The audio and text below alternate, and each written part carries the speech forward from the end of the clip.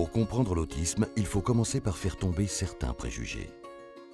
L'autisme est un trouble précoce du développement neurologique entraînant un handicap plus ou moins sévère qui n'est pas forcément visible immédiatement. On parle de spectre de l'autisme avec des degrés d'intensité et des caractères différents pour chaque individu. Les personnes autistes ont cependant en commun des troubles de la communication et des relations sociales, mais aussi des centres d'intérêt restreints et des comportements répétitifs. Une apparente indifférence aux autres ou le fait d'avoir du mal à comprendre et à se faire comprendre peuvent refléter ce manque de moyens pour communiquer et appréhender les règles de vie en société. Ces difficultés peuvent également masquer les problèmes somatiques car un enfant ou un adolescent autiste n'exprime pas forcément les douleurs ou les besoins qu'il ressent. Pour une personne autiste, la perception du monde qui l'entoure peut être démultipliée par des troubles sensoriels.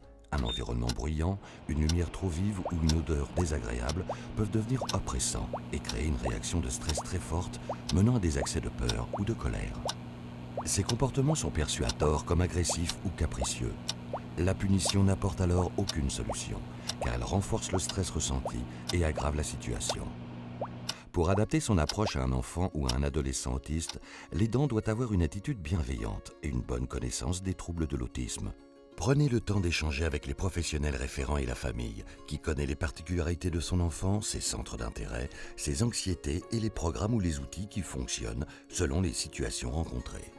Ces moments de transmission et les outils de liaison permettent de mieux décrypter les comportements et les besoins de l'enfant ou de l'adolescent pour faciliter la communication et la compréhension réciproque. Pour les jeunes qui en ont besoin, il existe plusieurs modes d'échange alternatifs à la parole.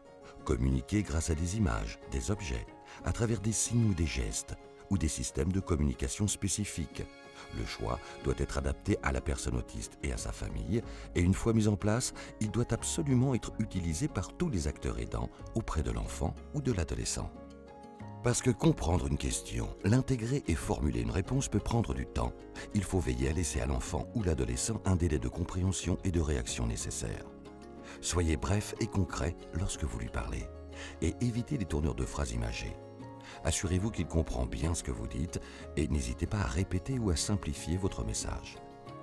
Bien s'exprimer, c'est aussi apprendre à bien décoder ce qu'expriment les autres. Mais l'enfant ou l'adolescent autiste a souvent du mal à interpréter correctement les émotions et les réactions de son entourage. Cela rend difficile l'apprentissage des codes sociaux comme la politesse ou les comportements en société. Apprendre à dire bonjour, merci, attendre son tour. Pour l'aider à progresser en communauté, vous pouvez utiliser les situations quotidiennes rencontrées à l'extérieur du domicile de manière ludique. La personne autiste peut avoir des difficultés à appréhender l'espace, le temps et les nouvelles situations. En décomposant les différents temps de la journée ou de la semaine, en mettant en place des repères visuels et temporels et en décrivant précisément les lieux et les situations à venir, on peut réduire ou éviter les sources de stress et amorcer un dialogue. Maintenez un climat de confiance et anticipez les changements pour apaiser les réactions de la personne face à l'environnement extérieur. Si la situation est claire et détaillée à l'avance, l'enfant ou l'adolescent aura moins d'anxiété le moment venu. Beaucoup d'actes quotidiens sont difficiles à appréhender.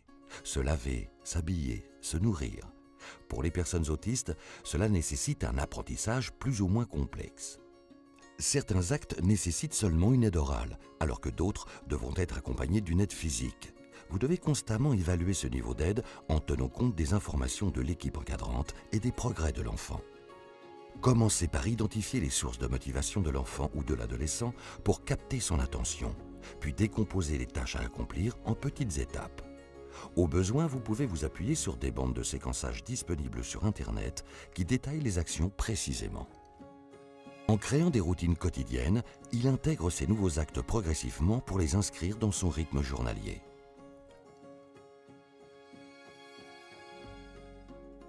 Certains comportements posent problème lorsqu'ils sont particulièrement sévères et dangereux. Agressivité, automutilation, destruction du matériel, troubles alimentaires. Ils sont déclenchés par certaines situations ou difficultés de compréhension de l'environnement. S'il est souvent compliqué d'en identifier la cause, ils peuvent normalement être prévus et évités avec l'aide de la famille et de l'équipe encadrante. Mais ce n'est pas toujours possible. Dans ce cas, une bonne connaissance du fonctionnement de l'enfant ou de l'adolescent autiste permet de contenir et de calmer sa réaction. Expérimentez plusieurs stratégies pour faire redescendre la tension. Utilisez les outils que l'équipe vous a transmis. Ne haussez pas le ton et restez à l'écoute. Il faut absolument éviter qu'il se mette en danger. Ramenez l'enfant dans un lieu rassurant au plus vite et prévenez la famille ou l'équipe encadrante. En bref, l'autisme est complexe et très variable. Pour mettre en place un accompagnement adapté, il faut connaître les particularités de la personne concernée. Vous devez comprendre sa manière de fonctionner en étant attentif à ses réactions et aux différents messages qu'elle exprime verbalement ou corporellement. Appuyez-vous sur les conseils de l'entourage référent et montrez-vous patient et à l'écoute. N'hésitez pas à poser des questions et à faire remonter vos observations à l'équipe encadrante, ainsi qu'à la famille, pour actualiser le programme d'accompagnement de la personne. Abordez les situations de manière concrète, en suivant le plus possible les motivations de l'enfant ou de l'adolescent. L'accompagnement sera alors plus efficace et pertinent.